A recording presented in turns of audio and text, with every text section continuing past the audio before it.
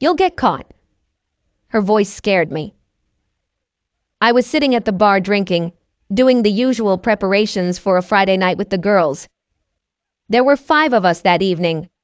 There was also a 6th, but she had already found who she was looking for even before we arrived at the club, a tall, blonde man who radiated sex appeal.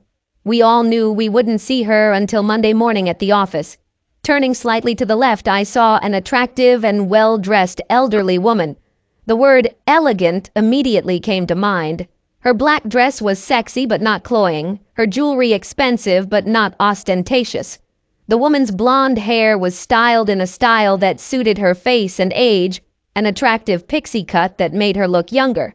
True, it was difficult for me to determine her age. It didn't look like she was doing anything to herself, but the laugh lines on her face were one of the few signs of a life lived. I hoped that at her age I would look at least half as good. And with a high degree of probability I guessed that she was somewhere around 50. What I couldn't figure out was what the hell she wanted from me. "Sorry?"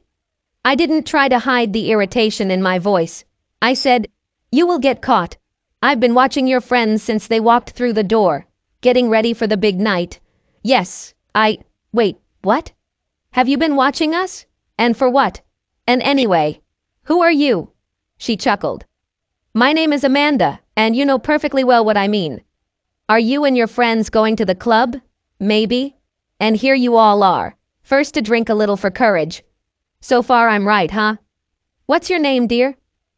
"Aaron." "And yes. What are you supposed to be, some kind of psychic?" Amanda laughed, a pleasant, if slightly arrogant laugh. "No, not at all. Just someone who's already been in your shoes or something like that." The bartender placed my drink in front of me. I tipped him generously, as I usually did on nights like this. He had to endure women like my friends all night, and he deserved it. I looked at Amanda as I took a sip. Although I was already inclined to return to my girlfriends, this was one of the most interesting conversations I had had in a long time. It was much more interesting than listening to Darlene and Cindy try to outdo each other. "About? And where is it?"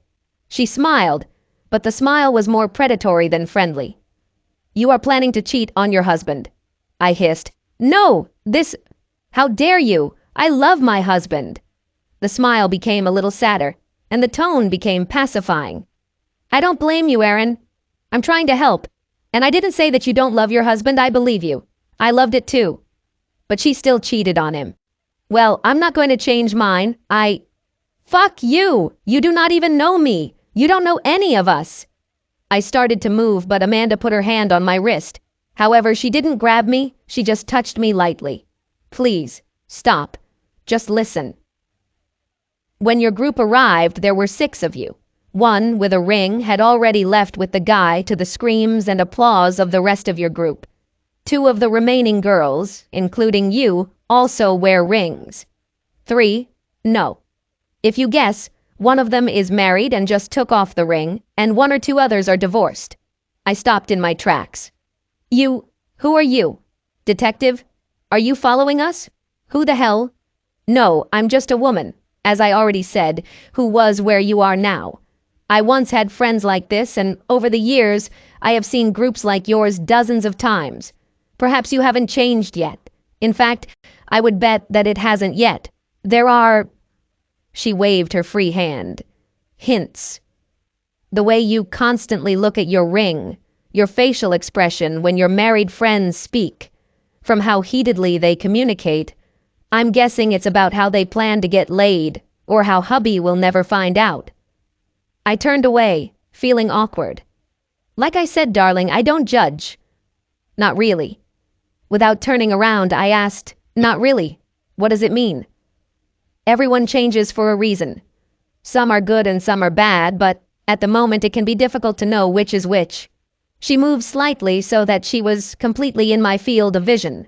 "I'm trying to help you, Aaron." I snorted and asked, "How exactly to help? Tell me not to cheat?" Darlene says, "Your married friend, slutty cheater?" "Yes." She says it didn't hurt her marriage at all. What he doesn't know won't hurt him. And I was interrupted by Amanda's loud, condescending laugh. Oh no, my dear, this is certainly true. But I guarantee you that her husband will find out about it. Your divorced friend. What's her name? I found out, didn't I? Cindy. I said it quietly, but then I caught myself. But she knows exactly how she screwed up. She says that she knows what she did wrong and can make sure none of you get caught. And in any case, everything ends well for her. Right? I stared at her silently. Like I said, Aaron, I've seen a lot of bands like yours, and although I haven't always seen the consequences, I know that what they do, and what they intend to make you do, will end with one of your group getting caught, and then it will end with all of you getting caught. 3 can keep a secret if 2 are dead, and there are 6 of you. And that's not even counting the fact that one of them hopes that you will fall, so that your husband will fall with you, and then she can catch him again. Or maybe he is already cheating on you, and this is revenge? I growled. Stan is not like that, she asked in a calm voice. And you? I don't. Her hand gently squeezed my wrist. People cheat for different reasons, Aaron. Out of boredom, or anger, or revenge, or misfortune. Because they want to leave. Because they want to get caught. Because they think they need a thrill. Why are you planning? I'm not going to, Amanda shook her head. How long before you have to go with your girlfriends to dancing, I assume? Well, maybe in an hour. And have you already cheated on your husband? I looked at my feet. Me not. Dancing a little too close when she was drunk. I let one of them kiss me, they groped me, but I stopped him. But nothing more. Her finger touched my chin and lifted it up. But were you planning to go tonight? Maybe. That's it. Darlene and Cindy talk about it so harmlessly, like it's just like it has nothing to do with him and me, like going to the spa or the gym. But he won't understand it because, for your pride. What if... Amanda finished her sentence with a sigh. If he really loves you, he will allow you to do this. Shaking her head, she said, Idiots. Hey, not you, Aaron. Well, maybe. But at least you're not as stupid as them. You haven't done anything irreversible yet. There is still time for you. Laughing, I said, Oh, so the repentant traitor is trying to keep me from breaking my oath. You broke yours and it ruined your marriage. So now you're helping young women not fall like you did? The grin on Amanda's face seemed almost demonic in its glee. Oh no, no way. That is, perhaps.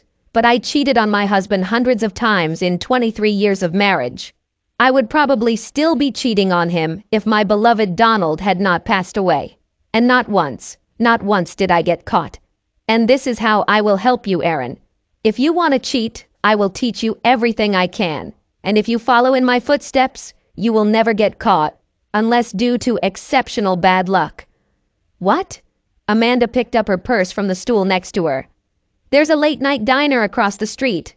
I want to drink coffee, and maybe have a light snack. If you'll join me, after you've told your friends you'll be back in about an hour, I'll tell you my story. In it, you will learn everything you need to successfully conduct as many affairs as you want. Are you serious? Oh, quite. A magician never reveals his tricks, but perhaps it's time for me to take on an apprentice. She saw that I was still hesitating. Look, I'm not asking you to get in the car with me. We'll go to a public place, drink coffee, eat French fries, which I'll pay for, and talk. Then, when we're done, you can do whatever you want with what you learn. At worst, you can tell your friends about the crazy woman you met tonight.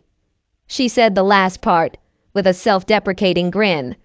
Amanda turned to leave. I'll go there anyway. There's no crowd here this early, and your friend left with the only guy I had my eye on. If you come, great. If not, well, I guess I'll have to spend a little more time walking up the stairs because I'm definitely going to finish this basket of potatoes. And with these words, she left. What the hell just happened? On the one hand, she is right. Everything the girls did was risky. I understand this. It probably takes someone who actually knows what they're doing to make me listen to what I've already been telling myself. I wasn't even sure what I wanted to change. My behavior in the last couple of weeks suggests otherwise. I really love Stan very much. My growing desire to have sex with other guys doesn't change that, at least for me. In the end, I'm sure that he fantasizes about other women, and I didn't go further than fantasizing. At least that's what Darlene and Cindy and the others told me. Although deep down, I knew I'd be damn pissed if I caught Stan doing the same thing to another woman that I was doing. But if I decided to pull the trigger, why wouldn't I want to become a good specialist? If Amanda is telling the truth, and she's gotten away with it for 2 decades and hundreds of guys, and her husband has no idea about it, why wouldn't I want to hear what she has to say?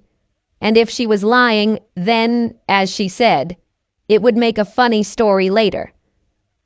I told the girls that I wanted to get some fresh air before we hit the road, and that I would be back soon.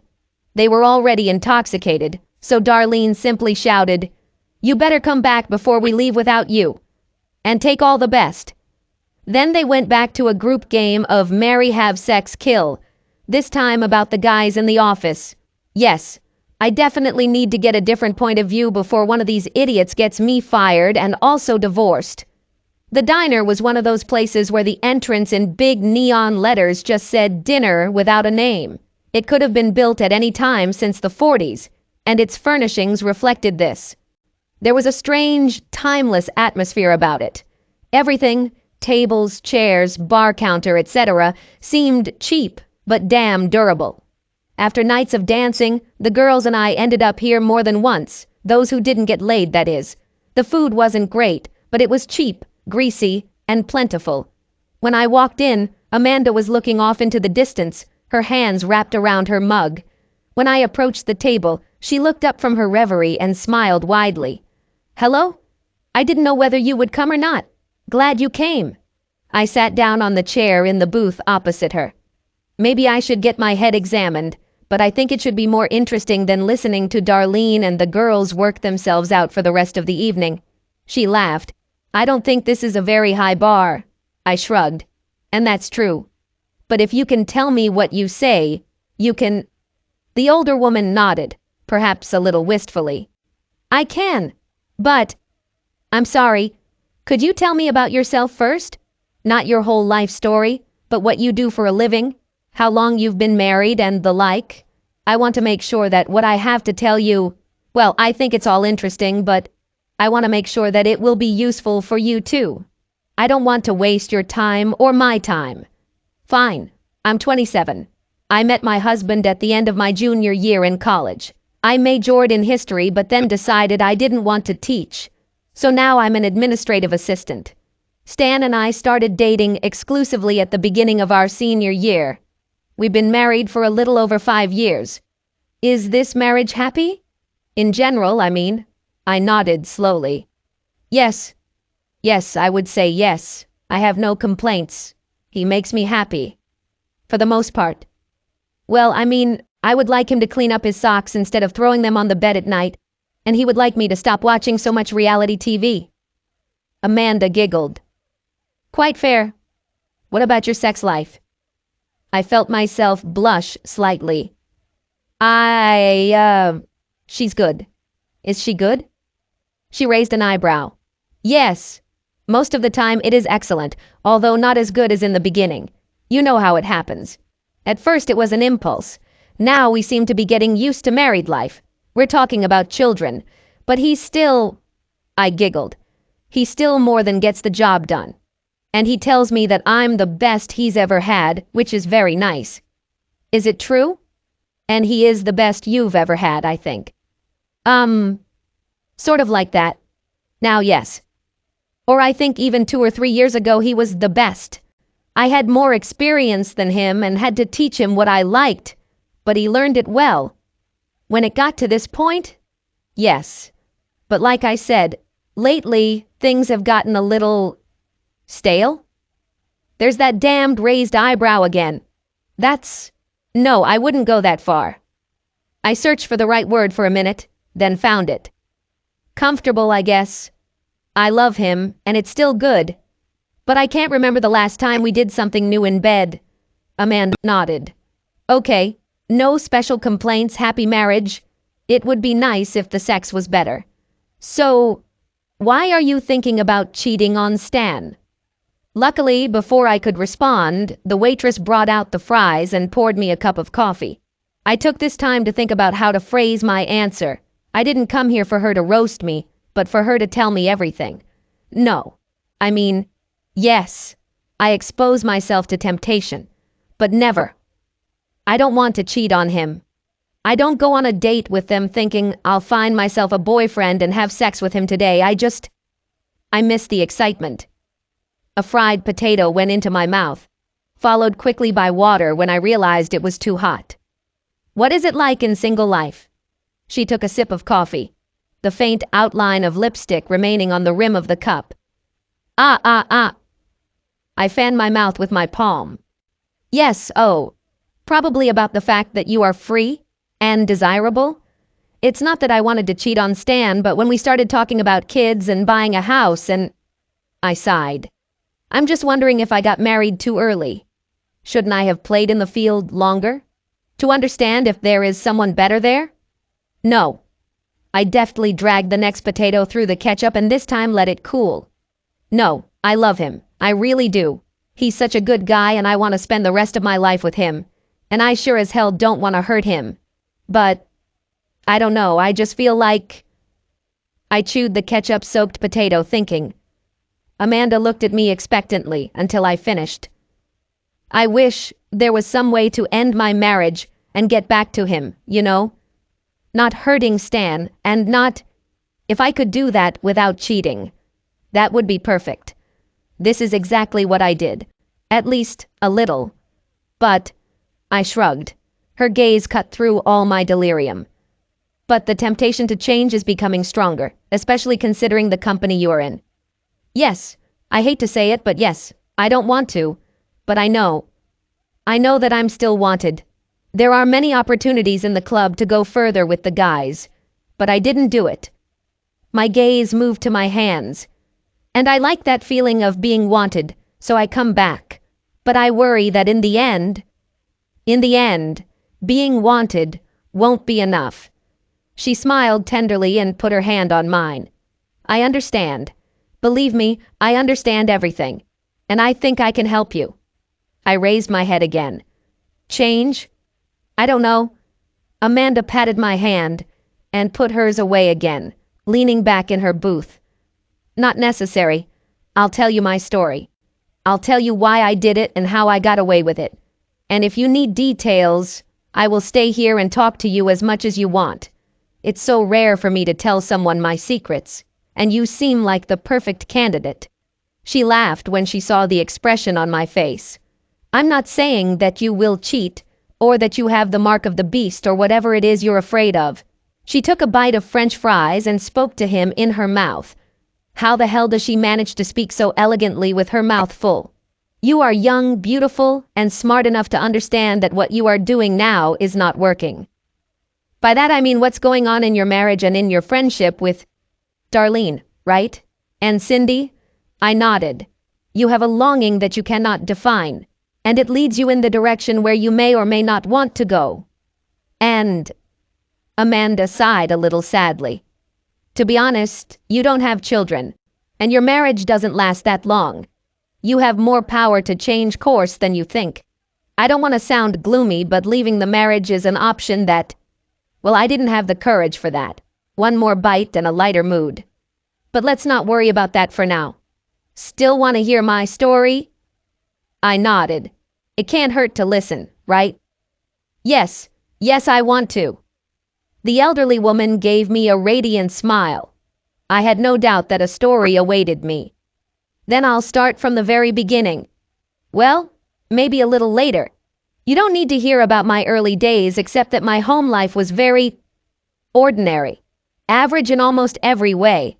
Middle class, middle America, average happiness. If my parents could have 2.5 children, they probably would have done so. But I was not an ordinary girl. I grew from a stupid, big-headed child into a clumsy, ugly duckling. Although she was always smart, even too smart for my own good, I was a well-read and sharp-tongued little girl. Then, in my senior year, I changed.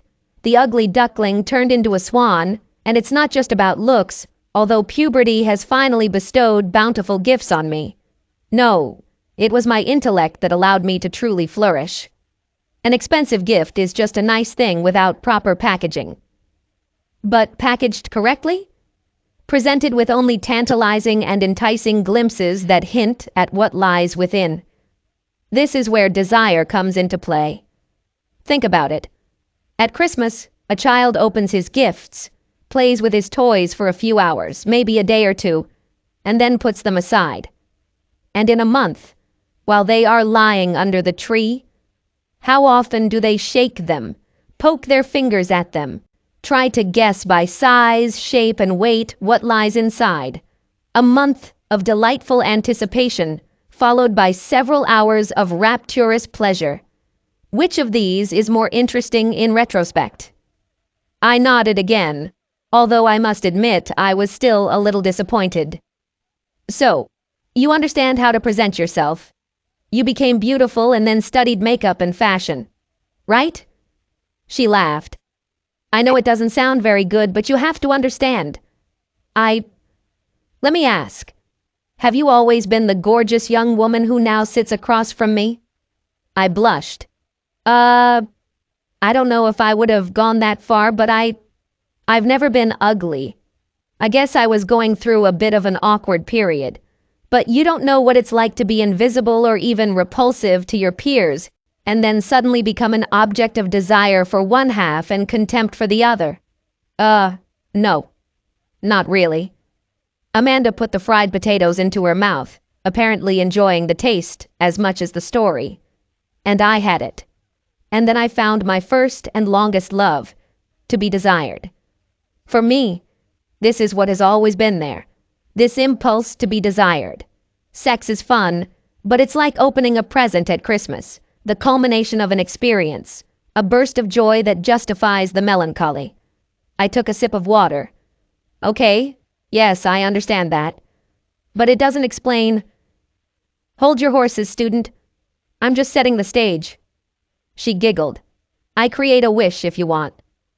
So I started dating my senior year, lost my virginity at prom, after half a dozen of the hottest guys in school asked me to it, and then went off to college. It was there that I first tried being monogamous, and failed. Amanda sighed, the energy that had animated her seeming to dissipate as the breath left her lips. Then I offended several good young people, and ruined her reputation. There was one boy who I know loved me very much, and I loved him too. True, I loved it very much, but She took a sip of Coca-Cola, seemingly lost in thought. This was the first time I saw her showman mask slip that evening. The love of my life was my husband. But I think that Jeremy could have become him if I had not treated him so cruelly. The elderly woman smiled bitterly. I wasn't good at cheating back then. More precisely, it was completely bad. Jeremy didn't catch me, and he didn't need to. He just needed to not be completely blind, and he wasn't. Why did you cheat on him? Amanda looked at the table. That's the question, isn't it? Why did I cheat on him and my husband and all the other wonderful men in between? When she looked up at me again, there was pain behind her eyes and in the tight smile on her lips. Amanda sighed. I'm getting ahead of myself. Taking a deep breath, she continued. Addiction lies in the fact that you don't want to believe that it is an addiction. Nobody wants to. It doesn't matter if it's drinking, eating, or gambling.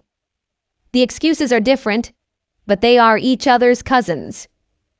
The just one drink excuse is very close to, I was just dancing with him. A non-addict might drink a beer or dance a little too closely, and that would be the end of it, at least if nothing else happens. But for an addict, this means that a person is opening himself up to disaster. And then when a disaster happens, we resort to rationalization. I had a hard day, so I drank a bottle of vodka. It's my birthday, and I can eat as much cake as I want. Amanda's face distorted into a grimace. Our relationship should have ended already. I just haven't told him about it yet. All ways to justify excesses that we don't want to admit are excesses. She smiled brightly as she walked back to center stage. I didn't know then that it was an addiction. I thought I was just depraved, tossed between intentional loneliness and certainty, absolute certainty that this time it would be different, that this time I had found the perfect guy, and that what I had before was stupid college girl crap. Eventually, I stopped pretending and decided that I was fundamentally damaged, although I had not yet realized that it was an addiction, and decided that I would remain single. This continued until I was 28. Amanda's smile then was not in any way ostentatious. She was blissful, loving. Her eyes seemed to sparkle as she spoke. Then I met Donald. I worked as a sales representative for a pharmaceutical company, and I'm still working for that matter. He was a doctor. God, this man was amazing.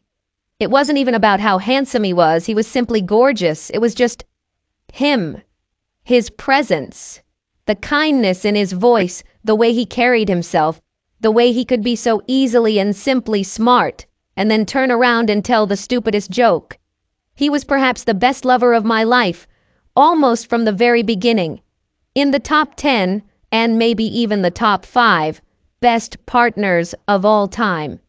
I was amazed on the spot in a way that even poor Jeremy had never been amazed. I fell in love with him so easily. That's why I pushed him away for so long. But he pursued me, and finally drove me away.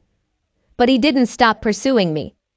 Looking back, I think that's why I was able to convince myself that this time everything would be fine, that he and I would work out.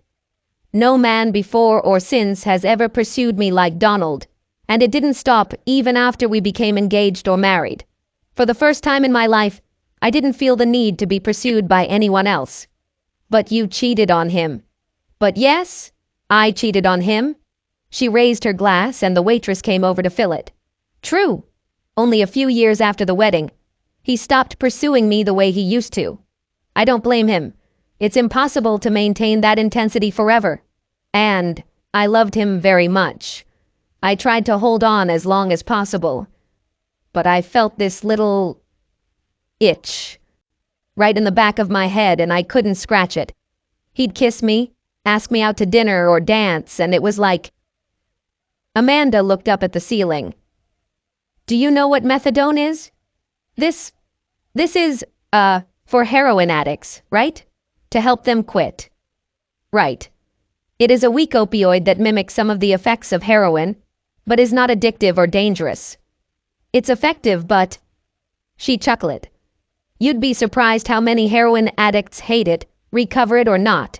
It is extremely close to what their body requires, but it is not enough. Once a person comes off methadone, unless he makes other serious changes in his life, the likelihood of relapse is quite high. Some people remain on it for the rest of their lives, replacing one addiction with another. In truth, this is what most recovering addicts do. They replace one habit with another. This is why there are so many heavy smokers and coffee drinkers at Alcoholics Anonymous meetings. Even celebrities with all their resources do it. Johnny Cash became immersed in religion. Robert Downey Jr. has become a fitness freak. Have you ever watched the movie Trainspotting? No? A great movie. I raised my hand. Sorry, but what are you getting at? I thought this was about... Amanda made a, yeah, I got it motion. We are talking about how I cheated, remaining unpunished. But first you have to understand why I did it. This will give you information on how I did it. Understand? The blank expression on my face showed that I didn't really understand. She sighed. You'll understand. So, methadone. Donald's affection after we got married a couple of years ago was like methadone for me. They were enough to keep me clean, but not nearly as much as I wanted. They scratched the itch, but did not get rid of it. And they were... God, in some ways, they were much worse. Another deep breath. A little less than 3 years of our marriage passed when I cheated on him for the first time. I was in a bar in another city visiting an old friend. And suddenly she became desirable to strangers again, free, and... She shook her head. And it was like giving a recovered alcoholic a bottle of vodka. I danced, flirted, knowing that this was a bad idea. One guy wanted me very much, just very strong. I could almost smell him. I let him groom me, knowing how dangerous it was, knowing how it could end, and hating myself for it. He groped me on the dance floor, and I let him. We found a dark corner, and he stuck his tongue down my throat. And then I went to the toilet and bought a cheap package of condoms from the vending machine. We snuck out the back door of the club into his apartment, and he took me in just about every way a man can take a woman. The only condition I made, the only concession of fidelity to my husband, was that we had to be separated by rubber. A few hours later, I stumbled back to my hotel room, exhausted, tired, euphoric, and... She frowned and sighed, and feeling worse than ever. Without taking off my dress, I climbed into the shower and cried under the running water for probably an hour, wanting to die before Donald met me. Amanda sat silently for a while, looking into her cup as if she could find the answers there. Without looking up, she continued her story. I thought about telling him everything, but I knew my husband. It would have killed him. He loved me very much, despite the fact that I told him about my past. Then I still didn't understand the depth of my need. I still thought that in my youth I was just a bastard and that I had finally found a man who would make an honest woman out of me. A good woman. Sad smile. And he did. Actually, I did. Just not good enough. She looked up at me. I drowned Donald in affection when I returned. However, I always did this because I loved him very much. It was easier that way. He didn't suspect anything, and I did everything possible so as not to feel guilty in front of him. After that, I kept my word of honor for some time. I lasted a few months, but the itching returned. In the end, I had to leave for work, and... Amanda shrugged. It was nice to believe that I could be a good person, at least for a while. That I just made a mistake. This went on for almost the rest of my life. I traveled a lot for work, so whenever I got the itch, I would find someone to sleep with. Never doing the same thing twice, whatever. Even in the same bar twice if it could be avoided. She always used protective equipment and took every possible precaution to avoid getting caught. And I never got caught. Never? I couldn't hide the doubt in my voice. I admit it wasn't easy a few times. At the very beginning, I made the mistake of getting involved with one idiot who tried to start our sex while I was talking to my husband. I hung up, kicked him out, and then called Donald back and said that the hotel phone had a bad connection. I never liked it when people said nasty things about him, but from then on, guys who disrespected him were taboo for me. She giggled when she saw the expression on my face. More than just disrespect. Well, you understand, it's always disrespectful. This I accept. I know he deserves a better wife. I just couldn't give it up. Amanda looked out the window. I was probably dependent in many ways. You always say that you are addicted. Although, to be honest, I had a hard time finding words that wouldn't anger her.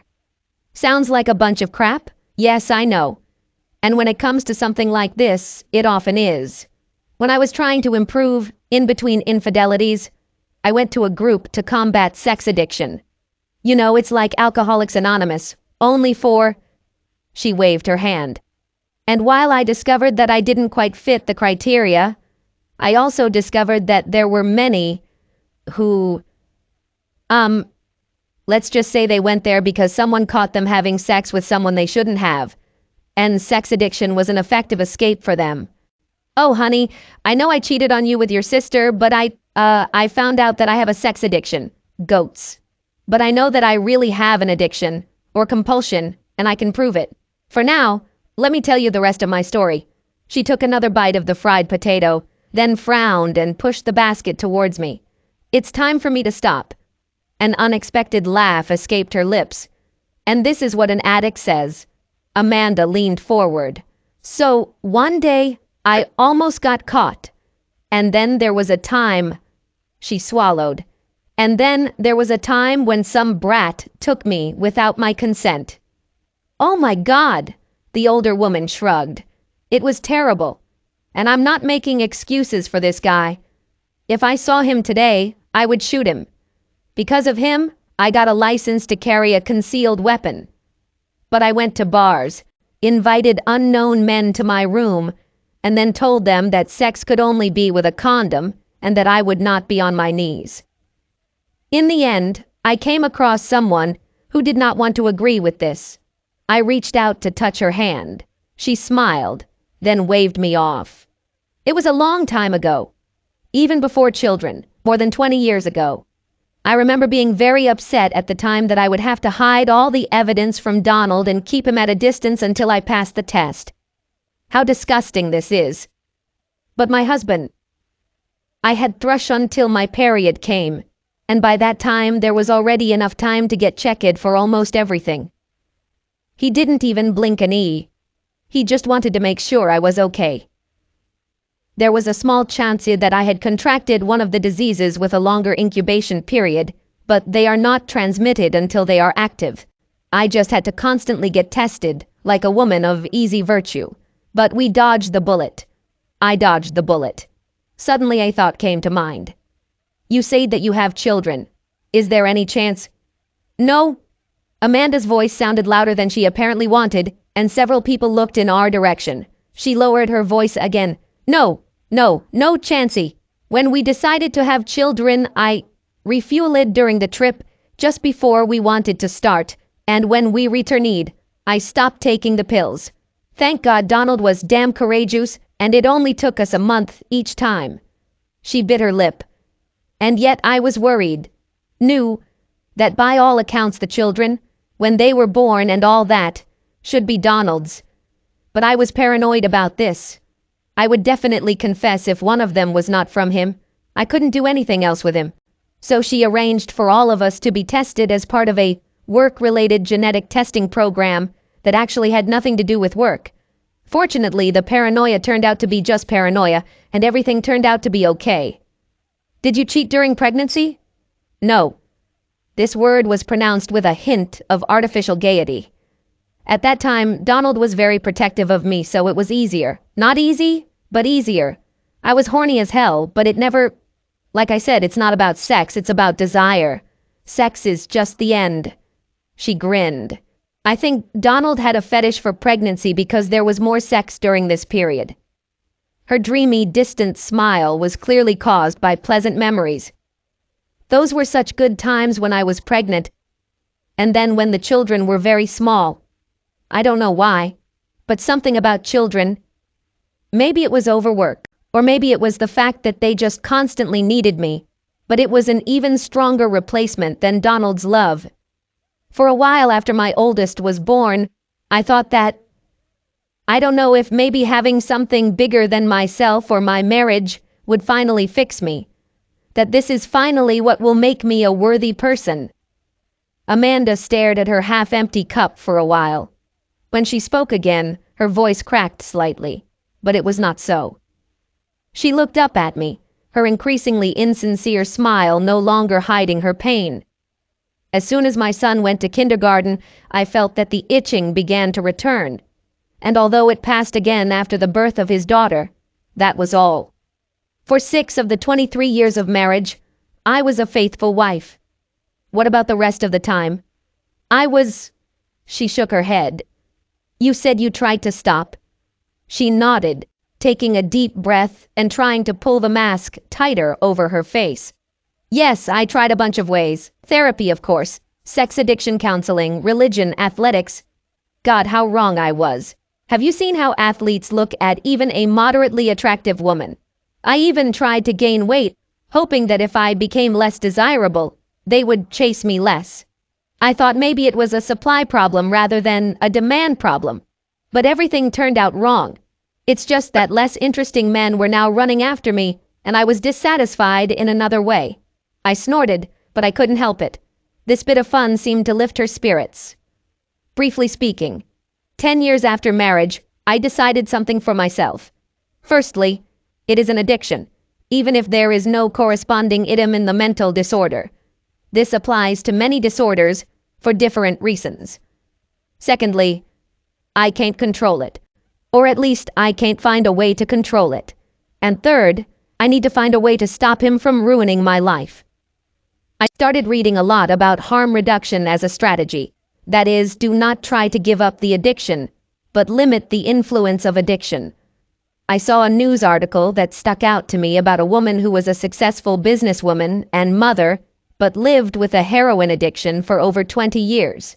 She managed to manage her addictions, and the only reason she was caught was a random raid while she was meeting with her dealer. She grinned. Not exactly a heroine for the ages, but I thought that if she could cope with this for decades, then so could I. And she did. Donald never found out. I don't think he even suspected. I was extremely careful. Did you have... well, I don't know. Did you plan any kind of ending? For example, what if you stay the same when you retire and can't travel as much? Not really. I just kept dancing and hoped the music would never end. I had a distant hope that menopause might change my brain chemistry enough to fix me, but it didn't. That's what addiction is. After all, it's just a matter of brain chemistry. There's a reason why for almost all addictions, smoking, drinking, you name it, the successful quit rate is around 5%. It's not that people don't want to quit, it's that they can't. In response to my incredulous look, she raised an eyebrow. Do you believe it? No, that's not the point, Amanda nodded toward someone at the other end of the diner and spoke quietly. That guy over there, he probably weighs 260 pounds, maybe 300. Do you think he wants this? Or does he not know how to lose weight? I guarantee he knows more about diets than you or I will ever know. And he eats a piece of pie, which I doubt he even likes. He sits alone in a diner, eating something he doesn't even want to cope with a hunger he can't and won't understand. Not real hunger, not the kind that comes from starvation, but because some small trickle of molecules in his brain just isn't enough to make him stop. This is true for anyone who is trying to quit smoking, drinking, or eating. It's me. Or at least, I was. Was it? She looked out the diner window again, her eyes wet. After Donald died, I went completely off the rails for a while. Without him in my life, the itch became much worse. I didn't realize how much his love and devotion helped me just function like a normal person. Less than a month after his funeral, I was already sitting in a bar and waiting for them to start pestering me. And every night for the next 6 months, I brought home someone new, sometimes not even one, but never in our bed. She sobbed and wiped her eyes. I couldn't do that. It was still our bed. Even when he was gone, I couldn't do that. I allowed myself to do other things. I stopped taking care of my health as I should have. I began to drink more. I was careless about safe sex, all such self-destructive actions. I wanted to die and be with him again. In the end, my friend persuaded me to go to the doctor. More precisely, to several. Of course, to a psychotherapist, and also to my therapist for an annual checkup. She discovered that I was pre-diabetic due to excess weight and lack of exercise. Prescribed a drug that was approved by the Food and Drug Administration. I got my weight back under control and out of the diabetes danger zone. She took a sip of her coffee. Oh, and he cured my addiction. What? Yes. At first I didn't understand this. That is, it did not help immediately. It took several weeks. But even after the first injection, the itching became less. And after the first 2 weeks, he simply disappeared. He just disappeared. I still had needs, sexual needs, but I didn't feel that mindless hunger. The bottomless pit was filled. At first I chalked it up to my friend's intervention, to the fact that he brought me to my senses after Donald's death, therapy and so on. But when did you finally receive a clean report from the doctor and stop giving injections? Lord, she sighed. I became slutty again like never before. And what were you doing? I was engaged in sales of pharmaceutical products, as I already said. I know all the tricks to get cheap drugs and easy prescriptions. So I started working on my own again, as soon as I realized what had happened. And, as before, the itching went away. A couple of months later, I began to read in magazines that this drug reduced the level of addictive and compulsive behavior among the test groups. Drinking, smoking, compulsive overeating. Tears glistened on her cheeks. Do you have any idea how painful this is? My love for my husband was not enough. My love for children was almost irrelevant.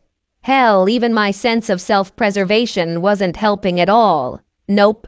I needed a weekly dose of medication to force myself to keep my legs closed. And it was already too late for it to matter. My Donald is gone, and I will never see him again. I almost threw away this damn medicine. I wanted to die. This time, I really wanted to. Death from debauchery. That would be damn nice to see on a death certificate. She shook her head. But I couldn't do that to my children. They had already lost one parent, and then my first granddaughter was born. I was not the wife my husband deserved, and I even failed as a parent. But she was going to be the best grandmother the world had ever seen.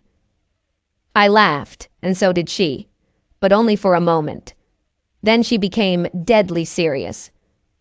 That's my whole story. If you want, I can tell you how to cheat on your husband. It's not difficult. Any idiot can do it. It's not much harder to avoid getting caught, especially if you're only going to do it once. Go somewhere, pick up someone at a bar that's not your hotel bar, take them to a dingy hourly motel, and have sex. If you want to continue in the same spirit, find a job that requires travel. Follow the same rules I just said, but get a second phone. Make sure it comes from a separate credit card that your husband will never see. Be prepared to lie to his face. Always. Always have a lie ready. Always use condoms. Buy a gun like I did in case some asshole tries to rape you. Never trust anyone. Build yourself a second life that isolates you from those you love. Avoid real friendships. Never get drunk if you are not alone, because God knows what you can give out. There is a lot more, but you already understand, right? I nodded, feeling slightly nauseous. Yes. If you cheat once, you will always cheat, is half nonsense and half true. Which one do you think applies to you? Maybe you can take advantage of some random guy at the bar and it will be a nice memory when you're old. Or maybe you'll do it more than just once. Do you want to play a game of chance to find out which one you are? No. I sighed. What should I do? Well, what about my girlfriends and Stan and everything else? She took a deep breath and let it out slowly. I cannot tell you. Clearly something is not quite right, and you need to work through it with him. Go to a consultation, go on a trip, buy whips and chains. I laughed. But whatever you do, throw those fucking friends of yours under the bus, at least for him. How much you tell him is up to you. Although I think you should be, completely honest. But put it all on them. I guarantee that he would rather blame it all on them than believe that you yourself came so close to it. And then, stay away from them. Change jobs if necessary. I nodded. Yes, come on.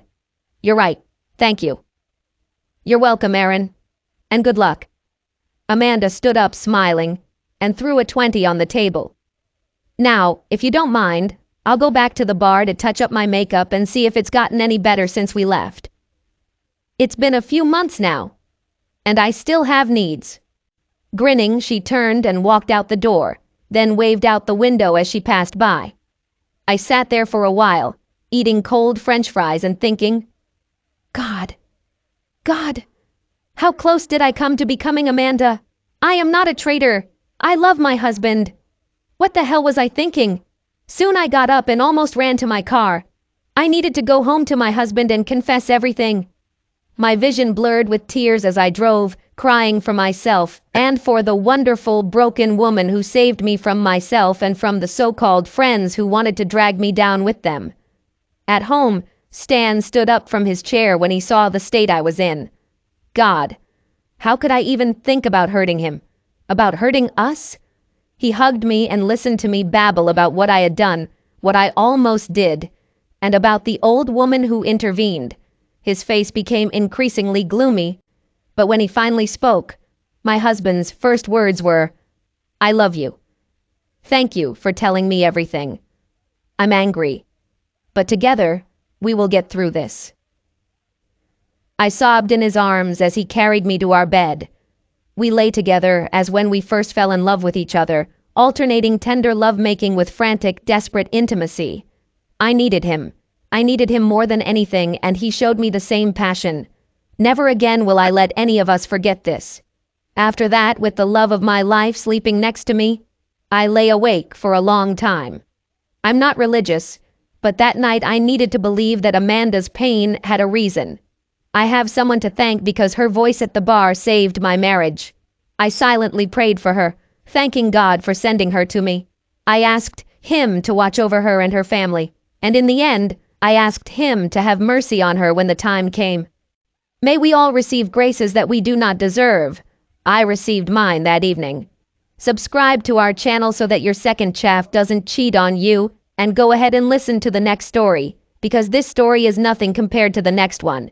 If you're under 18, don't even think about listening to the next one.